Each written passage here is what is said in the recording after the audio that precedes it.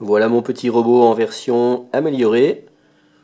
Alors pour l'instant, il n'est pas vraiment au point au niveau de la motorisation parce que le moteur est trop puissant. Donc vous verrez sur les vidéos, il avance un peu trop vite et surtout il recule trop vite.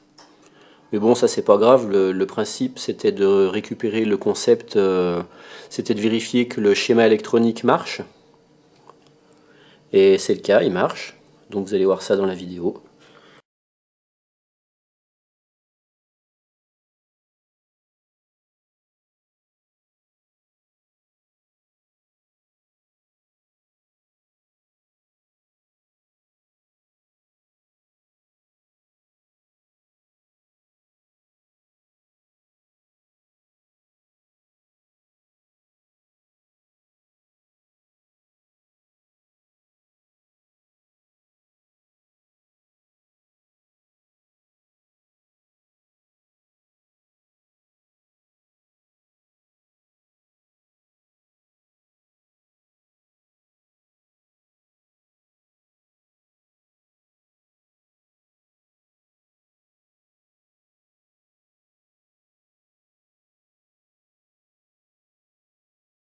Donc là c'est un peu foutoir sur la breadboard, hein, il y en a de partout. On voit ici les relais. On commence à plus bien voir la puce TTL, les transistors, tout ça on voit plus, il y a trop de bazar. J'avais mis donc un interrupteur ici général. J'ai un interrupteur ici pour l'accu moteur. Donc là j'ai enlevé l'accu, c'est un accu LiPo que j'avais mis ici.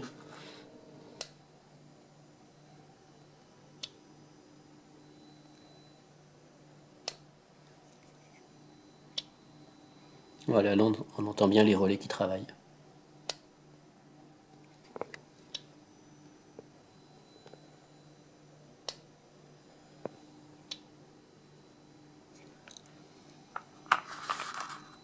Et là, comme je suis près de la lumière,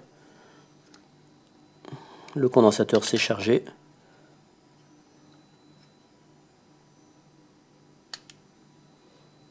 Voilà.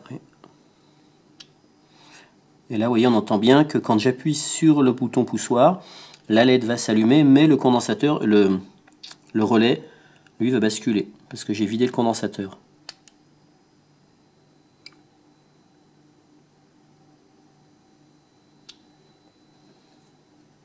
Voilà.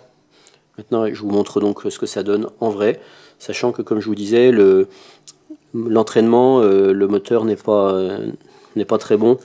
Donc, mon véhicule, en plus, il va pas droit. Et puis, en marche avant, le moteur tourne un petit peu trop vite.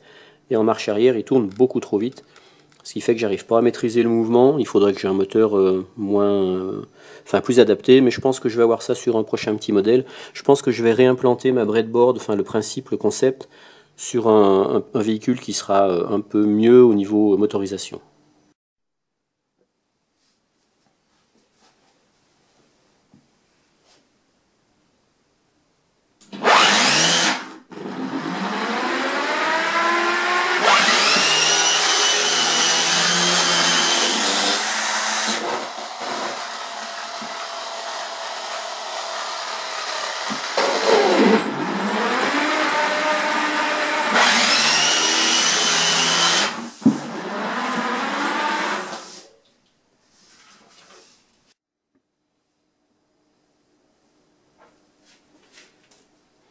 Voici donc le schéma du circuit.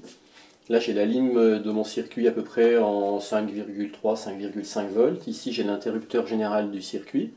Ici on retrouve mes 3 LED en parallèle qui sont en série avec une résistance. Et puis ici j'ai un nœud qui alimente donc de ce côté-là les LED. Là ça vient alimenter ma puce TTL au niveau du plus 5 volts. Et ici j'ai le moins 5 qui revient au moins. J'ai également du courant qui part dans ce sens, enfin il part ici. Ici qui vient alimenter ma photorésistance. Et puis de ce côté-là qui vient alimenter le collecteur du transistor, de mon transistor BC547. Alors, donc on a vu cette partie-là. Maintenant je vais voir cette partie-là. Donc ici ça vient alimenter ma puce TTL7404 qui est une porte non. donc sur sa patte d'alimentation en plus. Et puis j'ai également en parallèle, j'ai fait partir le plus du 5 volts, enfin du 5,3, ici sur une patte d'entrée de la puce. Donc en alimentant la première patte en 5 volts, je récupère en sortie du 0,6 puisque c'est une porte inverseuse. Et après, j'ai également relié ici l'émetteur de mon transistor qui lui va dépendre de la photorésistance. Alors je vous explique. Quand j'ai de la lumière au niveau de la photorésistance, le courant va pouvoir passer. Il va donc alimenter la base de mon transistor. Vu que j'ai un courant qui va passer par la base, j'ai mon courant qui va pouvoir passer entre collecteur et émetteur, le courant qui arrive ici. Donc là, je vais récupérer un courant plus fort. Quand la photorésistance n'a pas de lumière, j'aurai 0 volts. Et quand le courant passera par la photorésistance, j'aurai du 3 volts. Et donc ce 3 volts, je l'envoie ici, sur ma sortie de patte inverseuse où j'avais du 0,6. Ce qui fait que quand j'ai du 0 volts là, j'ai du 0,6 ici. Quand j'ai du 3 volts là, j'ai du 3,6 ici. Et je renvoie ma sortie de patte qui cumule ce courant-là plus ce courant-là sur l'entrée de ma patte juste en dessous. Ce qui fait que je peux renvoyer sur ma patte ici d'entrée soit du 0,6 soit du 3,6. Et du coup en sortie je récupère du 0,6 ou du 4 volts. Je repasse encore une fois par une porte inverseuse pour avoir un signal vraiment plus fiable. Et là, cette fois, cette sortie-là, c'est celle-là qui va alimenter la base d'un autre transistor pour piloter mes deux relais. Ici, j'ai mon relais 1, ici mon relais 2. Il me reste à voir la partie là plus précisément. Donc ici, il y a la photorésistance. Je l'ai montée en série avec une diode. Pourquoi? Parce que je veux éviter que du courant revienne dans ce sens-là. Alors quand il y a de la lumière, le courant peut passer. En passant, il va charger ce condensateur-là.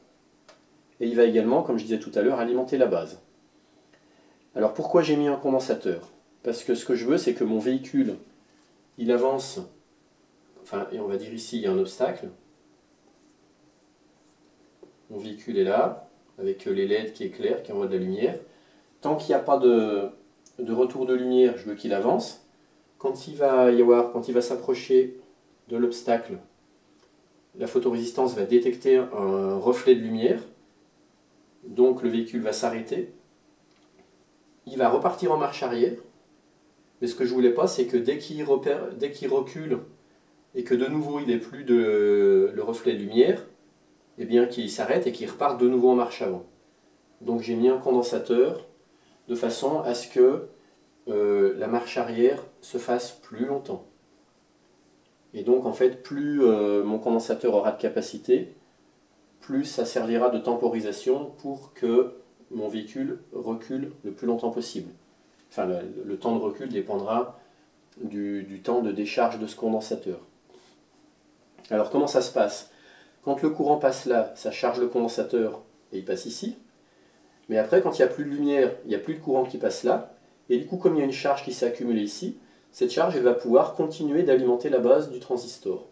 Donc c'est là qu'on va avoir l'effet temporisation. Et puis c'est là que j'ai mis le petit interrupteur que je vous montrais tout à l'heure, qui me permet, quand j'ai besoin, de décharger instantanément mon condensateur. Quand j'appuie sur l'interrupteur, je mets en contact le côté positif du condensateur et le côté négatif, ce qui fait qu'il se décharge. Et ça éviterait justement qu'il y ait un petit courant qui viendrait me faire ma fameuse marche arrière, alors qu'au début, je veux qu'il parte en marche avant. Donc on a vu cette partie-là, on a vu également celle-là. Et là, donc j'ai également ici du courant qui vient alimenter en parallèle mes deux relais, ici par le côté positif. Ici, j'ai par contre le côté négatif, je l'ai relié au collecteur de ce transistor-là, qui lui va être piloté justement par la photorésistance via la puce, et qui va donner plus ou moins, qui va relier plus ou moins ces deux bornes-là au moins ici. Parce que ici, sur ces relais, il faut que j'ai du moins. Et du coup, plus j'ai du courant qui va passer ici, plus le courant pourra également passer là, et donc j'aurai ma tension de fonctionnement de mes relais. Alors donc c'est là que tout se joue, parce qu'en fait, mes relais, en position repos, ce sont les bornes, enfin les pattes, les deux premières pattes qui sont connectées. Celle-là, enfin celle-là connectée avec celle-là, celle-là connectée avec celle-là. Donc ça c'est en position repos, c'est-à-dire c'est quand j'ai pas 5 volts entre cette patte-là du relais et cette patte-là. Donc c'est-à-dire quand le relais n'est pas alimenté. Et donc il n'est pas, pas alimenté quand j'ai pas de courant là qui passe. Ce qui fait que quand j'ai une tension très faible qui sort ici, enfin quand j'ai même pas de courant qui sort ici, ce qui fait que les bornes moins de mes relais ne sont pas reliées aux bornes moins de la ligne. Et quand je vais avoir, je ne m'exprime pas très bien, mais bon, je pense que vous allez comprendre, quand il y a de la lumière qui passe dans la photorésistance, on a vu que j'avais du courant ici, et du coup j'ai du courant là, et du coup les deux moins là se retrouvent reliés au moins là, ce qui fait que là j'ai bien mes 5 volts de tension de fonctionnement, et mes relais vont basculer, c'est-à-dire au lieu d'être connecté de là à là, eh bien ça va être connecté de là à là, et là de là à là. Et maintenant si on regarde la partie moteur, ici j'ai changé, maintenant j'ai mon accu avec mon variateur de tension, mon régulateur de tension qui me donne la tension requise pour mon moteur. Ici j'ai l'interrupteur moteur qui me permet également de le couper parce que sinon il marcherait tout le temps en position marche avant. Donc ça me permet de le couper avant. Et alors comment j'ai fait? Donc j'ai relié le plus de mon de mon générateur moteur ici, le moins ici. On a vu qu'en position repos, cette patte-là est reliée à celle-là. Donc le plus, il passe là, il passe là, il passe là, il vient de ce côté-là du moteur. Et le moins, il passe là, il passe là, il passe là, il passe là, il passe là, et il vient de ce côté moins du moteur. Donc j'ai bien un plus d'un côté, un moins de l'autre, donc mon moteur peut marcher dans un sens. Sachant que, venant le moins, mettons venant ici, là, il vient là, il vient aussi là, mais là c'est pas gênant, puisque là, pour l'instant, c'est relié à rien, donc il n'y a pas de court-circuit. Vous voyez que là, à ce moment-là, j'ai du moins ici, qui vient par là, hein, là, là, là, là, là, là, là, j'ai du moins. Mais comme mon relais est en position repos, cette patte-là de mon relais est reliée à rien du tout, elle n'est pas reliée ici, ni là. Donc ça ne fait pas de court-circuit. Et pareil pour le plus vient là, vient là, vient là, vient là, vient là. Donc il vient là, mais il vient aussi ici. Et là, en position repos, ici j'ai du plus. Et c'est pas gênant parce que je suis en position repos de relais. Et donc cette patte-là, elle est reliée ni là, ni là. Donc il n'y a pas de court-circuit non plus. Après, quand mon relais est en position travail, c'est donc la patte 1 et la patte 3 qui sont reliées ensemble. Quand j'ai du 5 volts là, et quand j'ai du 5 volts là.